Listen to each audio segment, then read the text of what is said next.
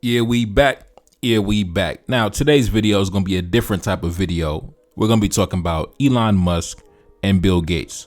And we're also going to be talking about the topic of birth rates. And I think it's a very important conversation to have because guys like Elon Musk and Bill Gates, and even just the common, everyday guy, the topic of birth rates is a very hot topic, behind closed doors. Now, when it comes to Elon Musk and Bill Gates, I believe that they both want the same thing, but they go about it in different ways. For example, when you look at somebody like Elon Musk and those of his ideology and mentality, they're always talking about the declining birth rates, the falling birth rates. Western civilization is crumbling because of the birth rates, right? White women need to have more white children. And on the other side, you have somebody like Bill Gates, who is investing billions of dollars in foreign countries, mainly African countries, to, as he calls it, female empowerment, right? Family planning, access to birth control and IUDs and Depo-Provera shots and things like that, right? We need to decrease the birth rate over there. And you have somebody like Elon Musk saying we need to increase and ramp up the birth rates over here.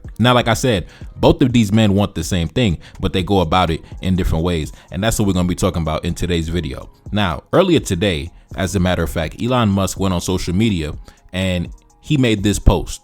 He didn't say any additional comments alongside the post. He just took this photo, the stage of global fertility, and you see a global map. And as you can see, the birth rates in certain areas, certain continents is in decline, is very low. And in other continents, it's very high. It's very rich. You see in North America, in Europe, parts of Asia, the women not really having that many babies. In fact, a lot of them are under replacement, which means that they're not even having enough babies to sustain the population and production, right? And in other areas, you see the women having an abundance of children. And Elon Musk did not say anything alongside this photo, but over the past year, Elon Musk has been ringing the alarm on this subject. For example, take a look up on the screen. Back in April 2024, he said, any nation with a birth rate below replacement will eventually cease to exist. Also, he went on to say, extreme birth rate collapse is the biggest danger to human civilization by far. Then he went on to say, this is how great civilizations throughout history have ended. People assume that it was due to conquest, but it was actually often simply too much prosperity leading to low birth rate and population collapse, which ultimately enabled them to be conquered. Now, as you can see, Elon Musk is somebody that obviously believes in strength in numbers. We need to have more babies. We need to have more children. We need to boost the numbers in the population, right? That's one side of the conversation. Let's continue. He went on to say back in June 2025, just a couple months ago, low birth rate was the primary factor in the fall of Rome and all civilizations that enjoyed an extended period of prosperity with no serious external threats, shockingly overlooked by most historians. So as you can see, this topic is very dear to his heart. And it's a lot of guys like Elon Musk having similar conversations behind closed doors and also out in the open. Now, take a look up on the screen. In July 2025, just last month, he said this: a catastrophically low birth rate necessarily leads to civilizational collapse in the absence of AI and robotics. Birth rate collapse is a natural tendency for civilizations that experience an extended period of prosperity with no major external threat. The Romans debated and lamented this endlessly. So as you can see, this is something that he keeps coming back on social media and talking about and saying the same thing over. Oh, the fall of Rome, Roman civilization, Western civilization, the birth rate. So Elon Musk, he's stressing about this. He's worried about this. And it's not only him. It's Western policymakers. It's, high-ranking government officials. They're all having these conversations behind closed doors about their birth rates as well as our birth rates at the same time. Now, enter Bill Gates, right? As we know, Bill Gates is somebody that's very heavily involved in the medical field, even though he's not a medical doctor, last time I checked. But he invests a large amount of money. For example, the Gates Foundation pledges $2.5 billion to women's health initiatives. Now, is that money going to the white women in America? No, that money is going to overseas, foreign countries, second and third world countries, decreasing the population over there. While you have guys like Elon Musk defending the homeland and boosting the numbers back home. Take a look up on the screen. The Bill Gates Foundation's New World First Contraceptive for African Women. Now, why is a computer geek worried about how many babies that women in the villages of Africa are having? Why is he stressing about that? Why is he worried about that? What connection does he have to African women in the villages having 2, 3, 4, or 5 babies? Why does that matter to him in particular? Now, when it comes to guys like Bill Gates and Elon Musk, like I said, they both have the same objective, but their strategy, their battle strategy is different, right? Where you have guys like Elon Musk is more defensive in his battle strategy, right? We're going to defend our territory, right? Close the borders, right? Keep the immigrants out, keep the non-white immigrants, keep them out, and let's boost our numbers back home, right? So he's defensive. Bill Gates, he's offensive. I'm going to go into foreign territory. I'm going to undermine the adversary, right? So he's an offensive general, and Elon Musk is a defensive general, right?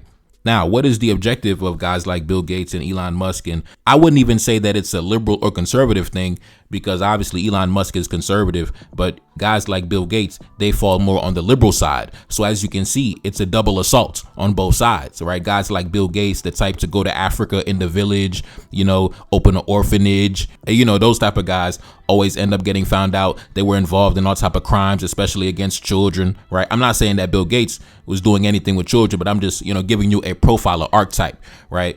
And then you have guys like Elon Musk, the conservative types. They're on the opposite end of the spectrum, right? They believe like we don't need to spend money, send money to foreign countries. We could keep that money back home. Let's defend our territory. Let's defend our numbers. Let's defend our borders, right? And guys like Bill Gates, they believe in, no, let's invest money in all these different areas to advance our interests. But essentially, both of them want the same thing, which is the continuing dominance of Western industry, Western nations, Western supply chains, et cetera, especially since both of these guys are heavily involved in technology, which, to be honest, long term, they need access to certain resources in the African continent. And a large, booming, industrialized African continent with a young, vibrant population and a large consumer base and a workforce that's going to be consuming those resources, which means that they won't be able to be sold cheaply abroad. That's going to have a negative effect on their industries, their economies, and their supply chains. Now, of course, guys like Bill Gates, like I said, he's going to dress it up as we are here for female empowerment, right? We are here to empower the women, right? But they're really here to ensure their long-term prosperity.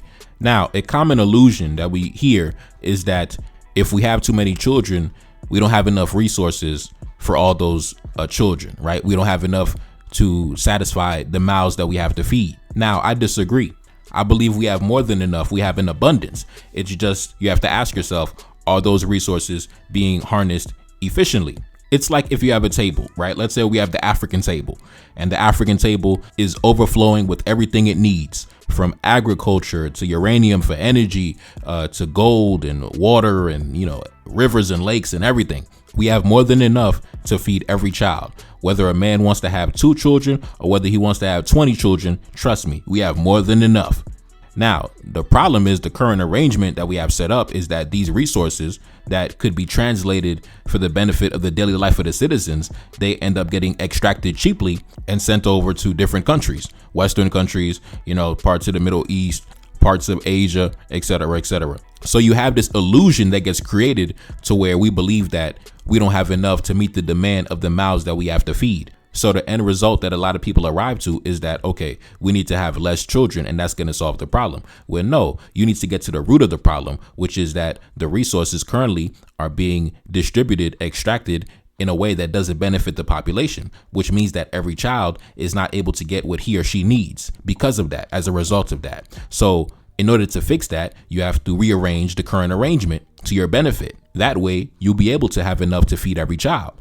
The solution is not to have less children while the resources continue to get extracted for cheap. That doesn't do anything. But of course, you know who that benefits? It benefits Elon Musk, because that's less immigrants coming over the border and decreasing the European majority in the population. That's good for guys like Bill Gates and many other so-called Western investors, because a decreased African population means less competition for the local resources. Because if you got a continent of 3 billion, 4 billion people, all of those resources, the oil, the cobalt, the agriculture, you name it, the uranium, that's going to be used primarily for the local people and the local industries, which means guys like Microsoft and other multinationals and big corporations that need access to all those rare earth minerals and the lithium and the cobalt and all for the EV batteries and all that nonsense, right? The supply chains are no longer going to have guaranteed cheap access.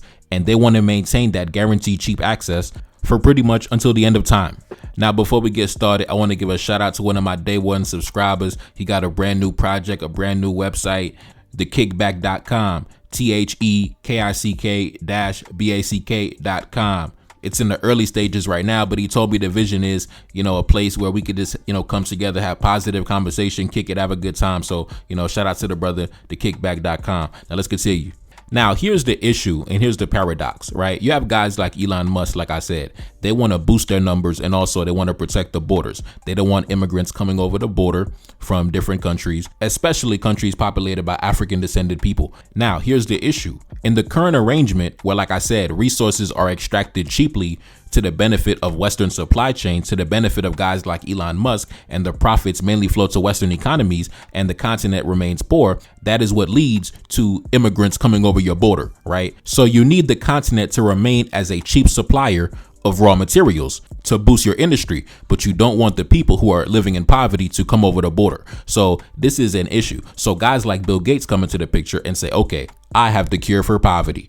These women need to have less children, right? Because in their mind, less children equals less people coming over the border and less competition for resources at the same time, and a population that is more older and aging and not young and vibrant. And even if you do get a leader that wants to come and harness the resources for the benefit of the population and get the lion's share of the profit, well, they're going to come and try to overthrow the government like France did the government in Mali 2 weeks ago, right? So even if you try to actually do something to the benefit of your population, they're going to come in and try to wipe you off the map to keep you locked in the current arrangement of cheap resource extraction and exploitation for their own benefit. But at the same time, they don't want you coming over the border. And at the same time, they don't want you having too many babies. And at the same time, they don't want you taking your own resources and using them and weaponizing them for the benefit of your own population. So that's why you have guys like Bill Gates come around and say, listen, I'm here to empower the women. I'm here to empower African women. When in reality, if you really wanted to empower African women, right, you made a living off technology and you understand that the future is technology. So why not invest in engineers and scientists and doctors and tech entrepreneurs? And because you don't want to empower local industry, which will truly eradicate poverty, but that will undermine your economic position. And at the same time, as a black man with pride and dignity, I wouldn't even want you to finance that because that's my job as a black man. But at the same time, I just want to show you the hypocrisy of the message. They say they are here for female empowerment, but why not invest in things that truly lead to empowerment? Exactly, because you're a grifter. Yes, Bill Gates is grifting. Yes, Bill Gates and Elon Musk, they're both grifting. They believe that all their problems will be solved if African women have less children, right? If African women have less children and European women have more children, they believe that they've solved the game.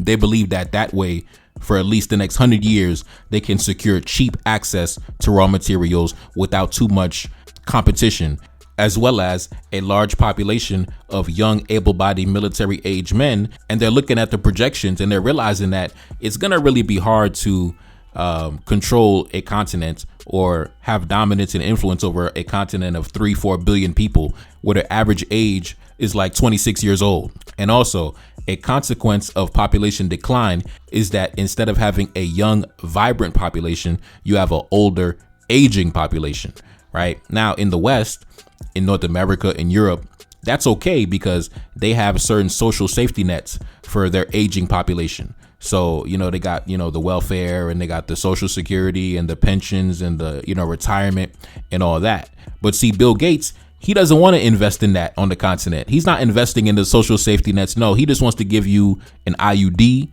He wants to give you a shot. He wants you to have less kids. That's it. So when you get older, when you have an aging population, a declining population, you're not going to have any of those amenities and luxuries. You're not going to have the social safety net when you're old and aging. No, it's just going to be you by yourself alone.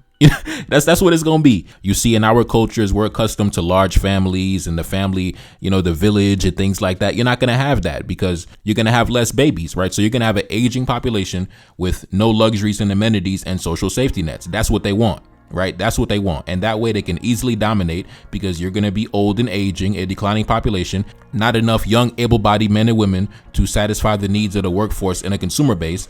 and raise, large, abundant armies. So, the foreign powers will continue to use it as a resource extraction site for the next, 200 years, right? Where guys like Elon Musk and Bill Gates can continue their reign of prosperity, as they call it, right? So that's really what it is. They're going to dress it up as, oh, we are here for female empowerment. But what it really is you have two generals attacking us in two different ways, right? Like I said, Elon Musk, he's the defensive strategist, right? We need to boost our numbers and defend our borders. Bill Gates, he's the offensive general, right? We're going to go traverse into enemy territory, adversary territory, foreign territory, and we're going to undermine the adversary. We're going to undermine their strategy to our benefit. So essentially, both of them want the same thing, even though they might be on opposite sides of the political spectrum, where Elon Musk might be more conservative, Bill Gates might be more liberal, but as you can see, they're arriving at the same destination, which is the continued dominance of Western supply chains, Western economies, and Western industries. And in order for that to be a reality, they need the continent to remain as a cheap resource extraction site for the foreseeable future. And at the same time, they want to secure their borders. And at the same time, they don't want any leaders rising up and taking control of the resources, because they're going to try to overthrow the government. So this is a strange arrangement that we got going on with these guys. A very strange predicament that we find ourselves in, that we're going to have to get ourselves out of. And I'll leave it at that. But anyways, it's your boy NelsonAmadeus, Celine, back in the building. Yes, indeed. I actually went deeper on this topic on my Patreon as well. Sign up for the Patreon. I spoke about Kenya. The president in Kenya, he was actually, he just signed on board with Bill Gates, birth control idea, so go check out my video on that on the Patreon, NTD1814, link in the description, pinned comment at the top. And of course, check out the brand new video for the second single off the next project, The Spy in Bamako. Fire. Check it out, man. Fire. Anyways, it's your boy NelsonAmadeus, Celine, and I'm going home. Peace. Feel like a see me, I feel like I'm Saudi or ran up on Yan in the middle of Bamako. Enemy line, they claiming he innocent. Don't do no talking, I gotta move militant. Don't do no talking, I hit him with facts. 1804, bringing it back. 1804 like I'm Mother Cap Henry. King with the vision, the crown never empty. Top of the mountain, my soldiers defend me. Ducking and dodging the foreign intelligence. Hitting my dance on the DGSE. Dodging they traps, still on my feet. Feeling impeccable, feel like I'm shining. Go to my neck and I'm flooded with diamonds. Go to my neck and I feel like a mess. Feel like a lion, I'm in the savannah. Feel like the king when I'm up in the jungle. Never defeated, I never been humble. Come out victorious every encounter. Money machine give me help when I count it. Money machine stack it up in a beat. Heart of a king and I ride for the team. Weight of the world got it stuck on my shoulders. Bet you can feel it, my heart getting colder. Yeah, gotta stay focused so when it's in shots I gotta react. Cause I'm a target, I'm under attack. Grabbing a weapon, I tell her get back. Mission exposed, secrets unfold. Enemy try but I'm still in control. Got your boy sitting in Bamako prison, hoping they wish we sending them home. Enemy know that we good under pressure. Been through the thunderous turbulent storm. Shorty a diamond, I told her she pressure.